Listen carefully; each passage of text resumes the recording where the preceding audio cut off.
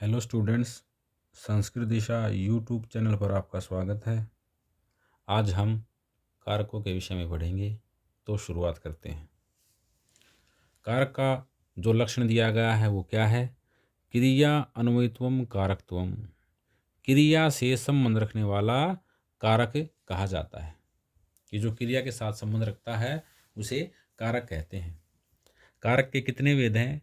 कारक के यहाँ 6 भेद बताए गए हैं। वे कौन कौन से हैं?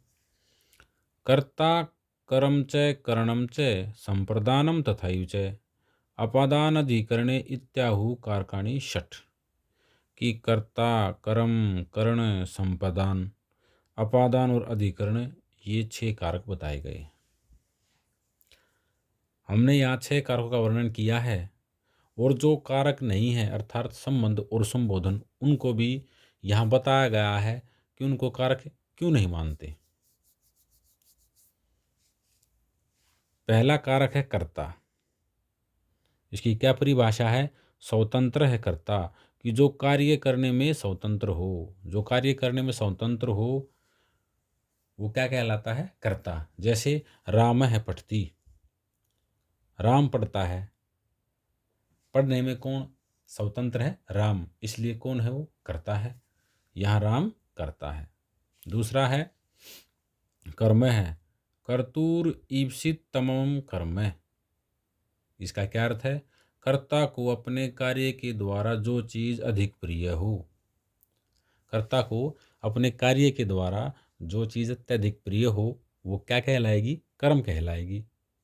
जैसे उदाहरण है राम है पुस्तकम पठति।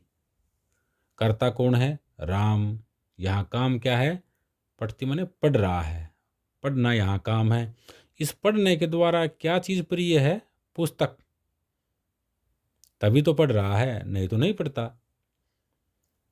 इसलिए ये पुस्तक क्या हो गई? कर्म। कर्ता कौन है? राम। राम का काम क्या कर रहा है? पढ़ रहा है। इस काम के द्वारा क्या प्रिय है? पुस्तक। तो पुस्तक क्या हो गई? कर्म। और कर्म में द्वितीया विभक्ति। कर्ता में प्रथमा होती है, कर्म में द्वितीया विभक्ति। अगला कारक है करण कारक। साधकतमम करणम। क्रिया की सिद्धि में जो अत्यधिक सहायक हो। जो क्रिया की सिद्धि में अत्यधिक सहायक हो वो क्या कहलाएगा? कर्ण कहलाएगा। उदाहरण क्या है? स जलेन मुखम प्रक्षालयति। कर्ता कौन है? स, वह। काम क्या है? प्रक्षालयति, धोना। कि वह जल से मुख को धोता है। कर्ता वह, काम क्या है? धोना। तो ये जो धोने का कार्य है, ये साफ करने का जो कार्य है, ये किससे हो रहा है? ये जल से हो रहा है। तो जल क्या हो गया? कर्ण। और कर्ण में तृतीया विभक्ति। इसमें क्या कहा था कि जो क्रिया की सिद्धि में अत्यधिक सहायक हो। क्रिया यानी काम, काम क्या था? धोना। और ये धोने का कार्य किससे हो रहा था? जल से। तो जल क्या हो गया? कर्ण। और कर्ण में तृतीया विभक्ति। अगला है संप्रदान। इसका क्या लक्षण है? कर्मणा यम अभिप्रयति से संप्रदानम। दान के द्वारा जिसे वस्तु दी जाए अर्थात जिसे दान दिया जाए वो क्या कहलाएगा? संप्रदान। जैसे स विप्राय गाम ददाति। वह ब्राह्मण को गाय देता है। वह ब्राह्मण को गाय देता है। यहाँ वह ब्राह्मण को गाय दान दे रहा है। तो दान किसको दिया जा रहा है? ब्राह्मण को। तो ब्राह्मण क्या हो गया? संप्रदान। और संप्रदान में कौन सी विभक्ति? चतुर्थी। अगला है अपादान कारक। ध्रुवम अपाय अपादानम। जिससे कोई वस्तु या व्यक्ति अलग हो। जिससे कोई वस्तु या व्यक्ति अलग हो तो वो क्या कहलाएगा? अपादान। उदाहरण देखते हैं। वृक्षात पत्रम पतति।